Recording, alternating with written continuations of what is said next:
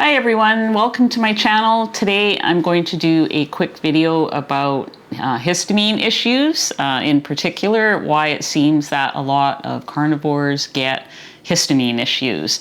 I'm going to tell you, what does that look like? What can you do about it? Before I answer that question, let's go over what a histamine issue looks like. I mean, what kind of symptoms do you get when you think that you've got allergies or some other problem that could actually be histamine issues. So some common reactions or symptoms include flushing, like you feel warm, you get flushed, some redness on your skin, rashes, runny nose, headaches, sinusy, like you feel congested, heart palpitations. Some people even get anxiety and also digestive upset. So first, I want to just say, I'm not a doctor, I'm not a nurse, I'm not a nutritionist, I don't have any sorts of credentials like that. So I won't be, talking about medical solutions, that sort of thing. I'll hopefully be able to just identify the problem for you, let you know what the common things are that people have and do, and point you to some resources where the people actually are doctors. So hopefully that is fair enough. So carnivore itself doesn't actually, cause the histamine issues. Most of the time, the person already has the issues, but it's more of an underlying thing. And being a carnivore can bring it out, make it more obvious. And so, and there's some reasons for that. Doing carnivore simply makes it more noticeable. And so we're going to find out why. A carnivore diet does have a lot of aged meat in it. You see the signs, our steaks are aged for so many days. I personally age steaks in my fridge. I love the dry age method. I do not have histamine issues, so I can do that, but some people cannot. So you've got your aged beef, and then you've got preserved meats and cured meats. So think about things like bacon, salami, deli meats. Those sorts of things are also preserved, aged, the whole thing. They're not fresh meats. The repeated exposure. So you hear about a lot of people who like to eat the same thing over and over again. And the problem is if what they're eating, say it's a ribeye steak, for example, you hear that a lot. I eat ribeye steaks every day. Not me personally, you hear that from other people. If those ribeye steaks are aged, and many of them are, and you have an underlying histamine issue or you're prone to histamine problems, then, by repeating that same meal day after day after day, you're going to have a buildup of histamines, and, you could then get some of those symptoms because the histamines accumulate.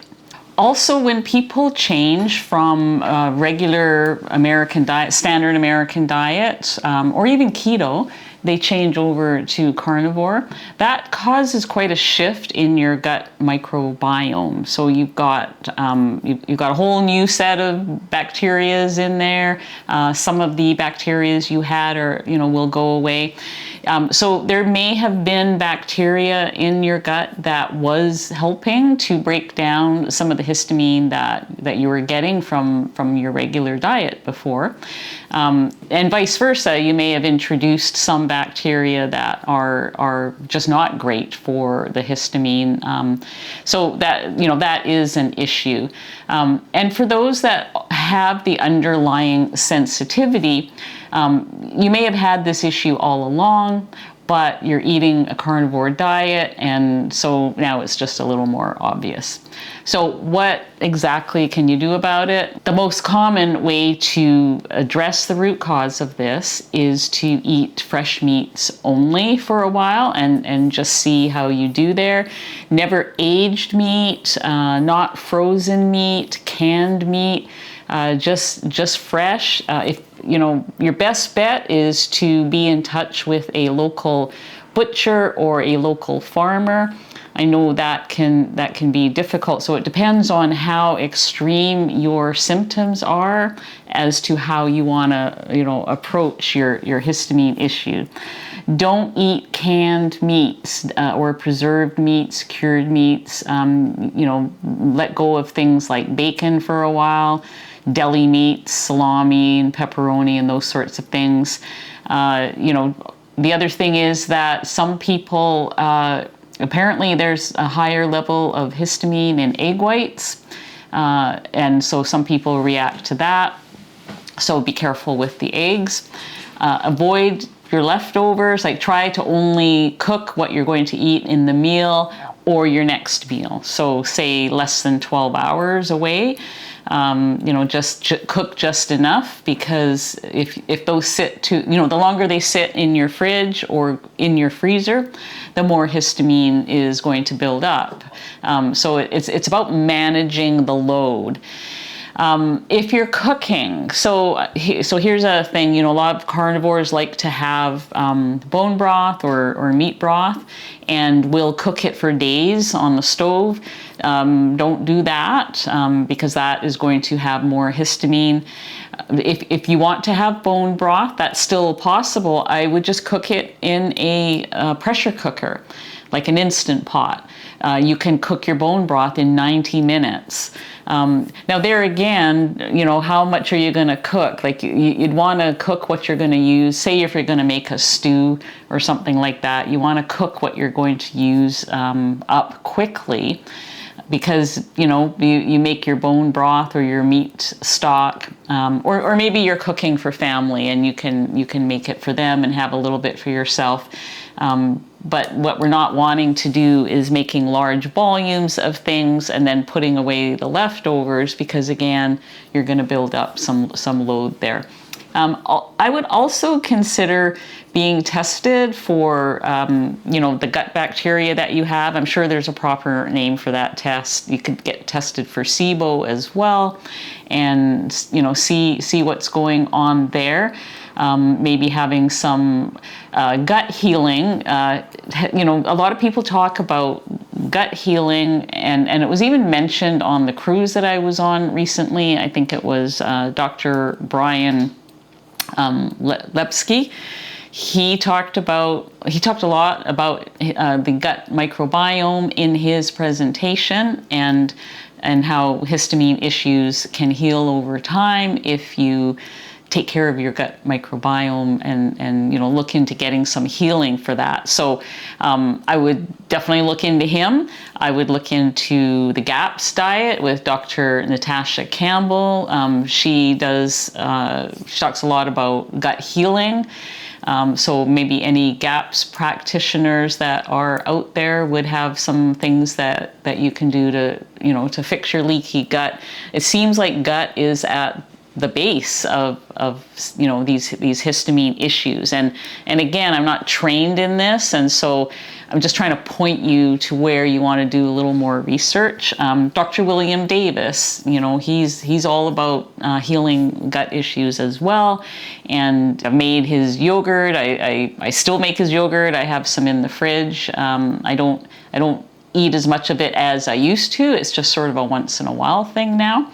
But all the same, it did really help with my gut. I don't have any histamine issues now. I've never had them, but people talk about them all the time. A lot of people do get them and think maybe it's a seasonal allergy, or that something they're eating is causing an allergic reaction. And I guess in a way it is. It's like an allergic reaction. Okay, so a couple of common questions. Should I take an antihistamine for histamine issues? Yeah, you can do that. So that what that'll do is it will help you in the moment with your immediate symptoms. It'll give you, like if you got some bad rashes and reactions going on, yeah, an antihistamine will help with that. It's not going to solve the actual problem though, so you just need to be aware of that. You want to try to do the suggestions that we already had to reduce your histamine load and your ongoing load, and trying to keep that load as low as possible. So go ahead and use the antihistamine, but just know that it's not the root cause, and it'll just help you get through if that's what you need, which is fine. And how long will this last? Is this a forever thing? Will I eventually no longer have it? So from what I hear from people who have been doing this for a while, yes, they eventually do heal from this.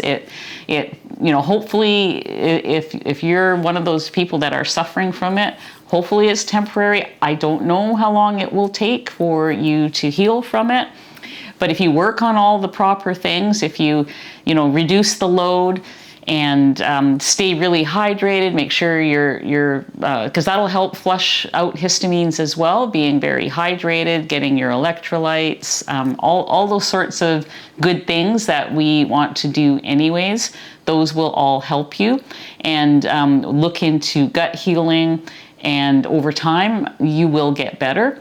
But yeah, no way of knowing exactly how long that will take. I hope this has been even a little bit helpful. I will leave links below to resources that, other people you can follow or try to get help from, other things that I have found. So thank you for listening. I hope that this has helped, and I'll see you guys next time. If you have any other issues that you would like me to look into and answer for you, I'm so happy to do that. Just put your suggestions down below or your questions, and I'll do a video for you. Thanks. See you next time.